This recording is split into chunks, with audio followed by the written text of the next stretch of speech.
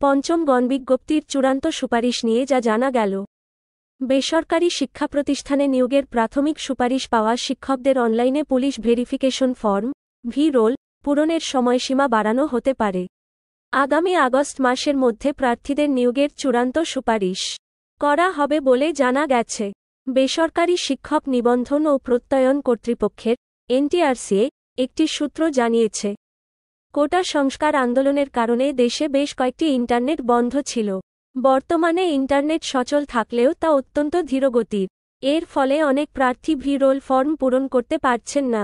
প্রার্থীদের এসব ভোগান্তির কথা চিন্তা করে ভি-রোল ফর্ম পূরণের সময়সীমা আরও কয়েকদিন বাড়ানো হতে পারে। ওই সূত্র আরও জানায়, আগামীকাল বুধবার ভি-রোল ফর্ম পূরণের সময়সীমা বাড়ানোর বিষয়ে সিদ্ধান্ত হবে। অনলাইনে ফর্ম পূরণের সময় না বাড়ানো হলে আগস্টের শুরুর দিকে চূড়ান্ত সুপারিশ করা হবে। তবে যদি ভি-রোলের সময়সীমা বাড়ানো হয় তাহলে সুপারিশ করতে কিছুদিন সময় লাগবে। এই বিষয়ে জানতে চাইলে এনটিআরসিএ সচিব ওবায়দুর রহমান বলেন, জুলাই মাসের শেষে প্রার্থীদের নিয়োগের জন্য চূড়ান্ত সুপারিশ করার পরিকল্পনা ছিল।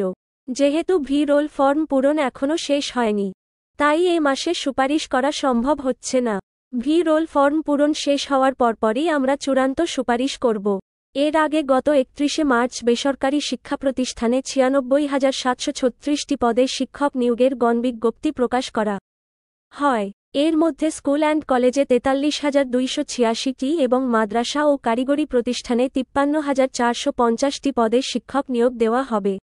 পঞ্চম গণবিজ্ঞপ্তিতে আবেদন গ্রহণ শেষ হয়েছে গত ৯ই মে। ১০ই মে রাত ১২টা পর্যন্ত আবেদনের ফি জমা দিতে পেরেছেন আবেদনকারীরা। পঞ্চম গণবিজ্ঞপ্তিতে আবেদন করেছিলেন ২৩,৭৩২ জন। এদের মধ্যে প্রাথমিকভাবে ২২,০০০-এর কিছু বেশি প্রার্থীকে নিয়োগের সুপারিশ করা হয়।